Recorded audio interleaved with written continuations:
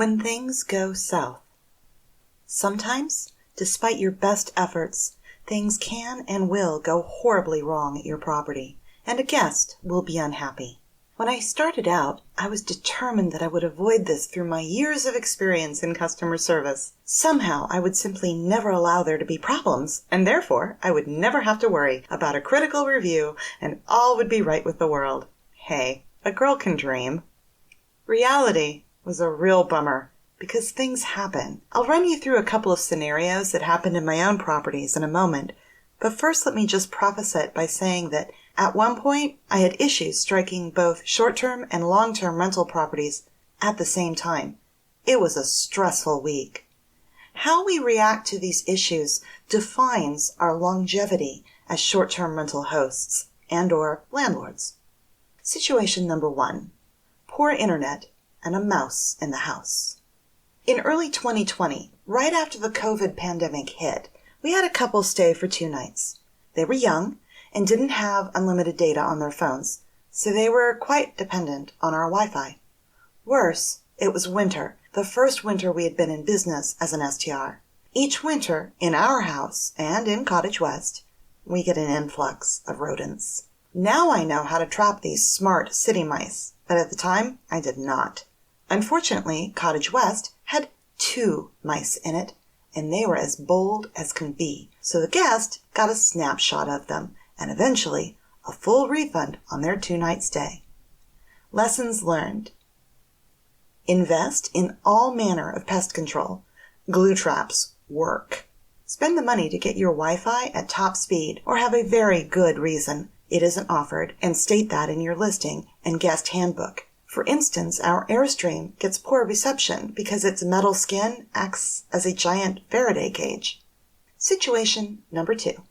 Locals book for 1 night and move their entire apartment in.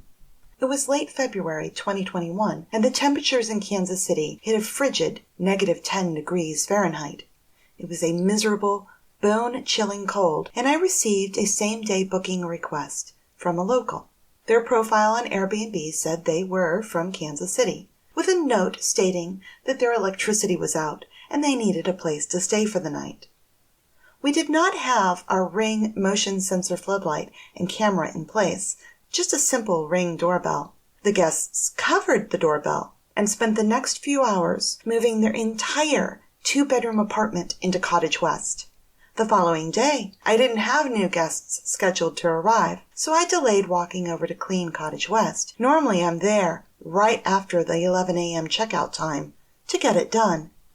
By noon, an hour after checkout, I received a text from the guests notifying me they were still there. They asked if they could extend 1 more day. As I was checking my calendar, they suddenly asked if they could stay for 10 more days, and every one of my internal alarms whooped, "Danger, Will Robinson, danger!"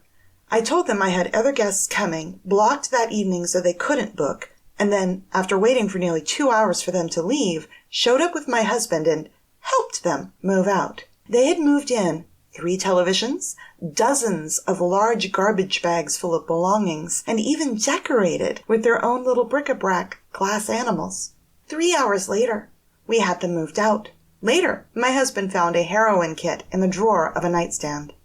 I bought a set of Ring cameras that day, along with a Ring monitoring membership, unlimited devices for $100 per year in monitoring fees. Lessons learned? A Ring doorbell is not enough. Question the circumstances more. Show up promptly, or have your cleaners there at the checkout time to clean whether or not you have a guest coming in. Situation number 3. Blackout causes pipes to freeze, burst, and flood Airstream short-term rental with 1,500 plus gallons of water. In January 2022, the neighborhood experienced a quick 5-second power outage. Unfortunately, this turned off the space heater we have set at 59 degrees in our Airstream, the one that keeps the RV toasty warm, far warmer than 59 degrees. As the temperatures dropped, the pipes inside of the propane water heater froze and burst.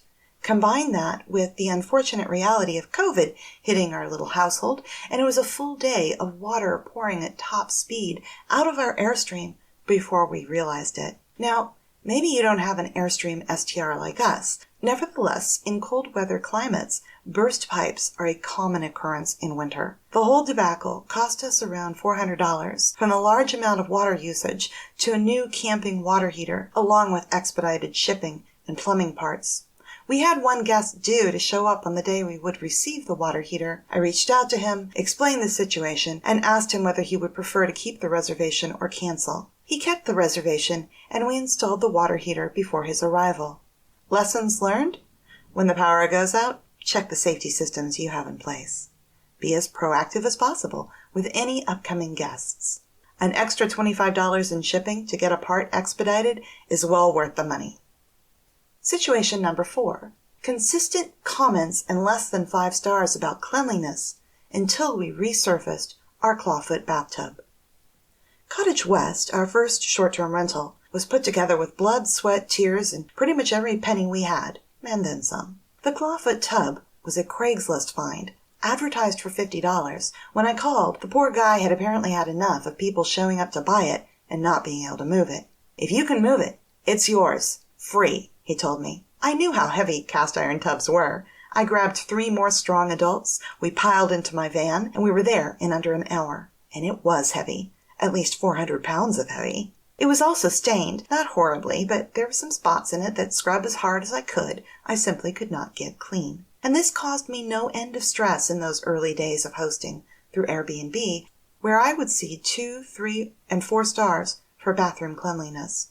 As an owner of a house cleaning business, and as the person who handled all the cleanings, I knew things had to be spotless. The stains in that bathtub were hurting my overall rating and threatening to dislodge my superhost status. We paid for it to be refinished, and overall, it was well worth the cost. Yes, I got a 100-plus-year-old bathtub for free, and yes, it absolutely was worth the makeover. To this day, it remains the first picture you see in my listing, the money shot, as many call it. Many folks tell me it's the reason they booked Cottage West. Lessons learned? To many people, discolored means dirty. Keep things sparkling. If they don't sparkle, replace or upgrade them. These are just a handful of examples from my own personal experiences. You will encounter issues unique to your situation. I hope the examples above help you deal with them in a professional yet hospitable manner. More on this in the next chapter. Reviews, reviews, reviews.